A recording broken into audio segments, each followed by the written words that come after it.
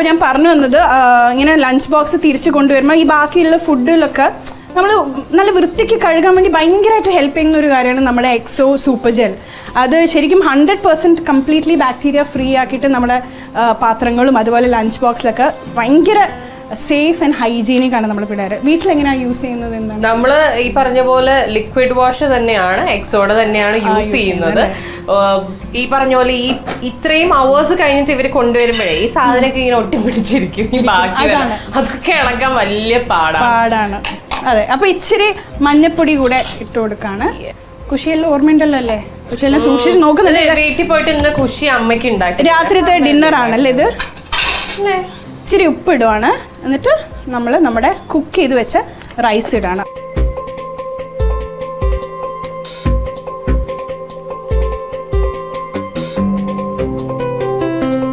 അപ്പോൾ നമ്മൾ സാബുദാന അഥവാ സാഗോ റൈസ് അഥവാ ചൗവരി ഇടാനുള്ള സമയമായി.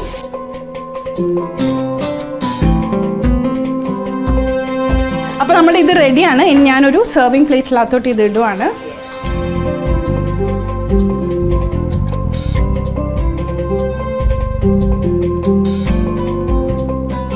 അപ്പോൾ എന്തായാലും നമ്മുടെ ഫുഡ് റെഡിയാണ്.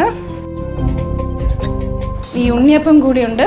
ഇനി ബാക്കിയുള്ള ഐറ്റംസും കൂടി അങ്ങോട്ട് വെച്ചാലോ? യെസ്. ഓക്കെ, നമുക്ക് അങ്ങോട്ടേക്ക് ഷിഫ്റ്റ് ചെയ്യാം. കാരണം ദിവാലി ആയതുകൊണ്ട് അവിടെ ഒരു ചെറിയ അറേഞ്ച്മെന്റ് ഒക്കെ ചെയ്തിട്ടുണ്ട്.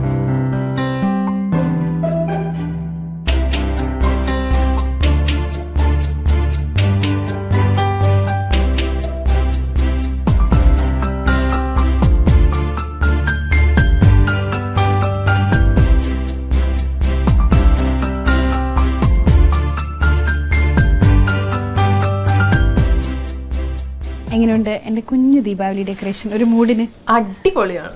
ഇഷ്ടപ്പെട്ട? നല്ല ആംബിയൻസ്, എനിക്ക് ഇഷ്ടമായി.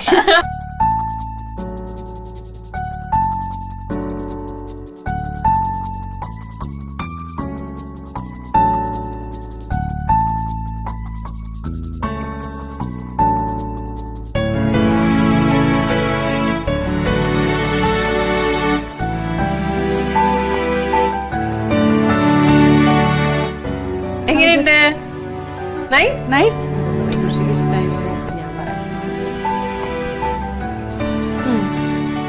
ഓക്കെ ആണോ? ഇനി നവരത്ന പുലാവ് കൂടെ. ഇതും പുലാവാണ്.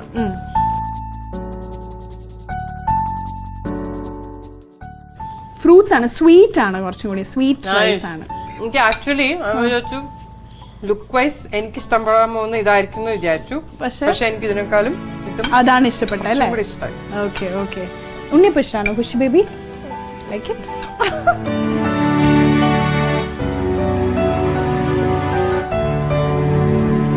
ഒരു വെറൈറ്റി ഉണ്ണിയപ്പം അല്ലേ? യൂഷ്വലി കഴിക്കുന്ന ഉണ്ണിയപ്പം പോലത്തെ ഉണ്ണിയപ്പം അല്ലല്ലോ.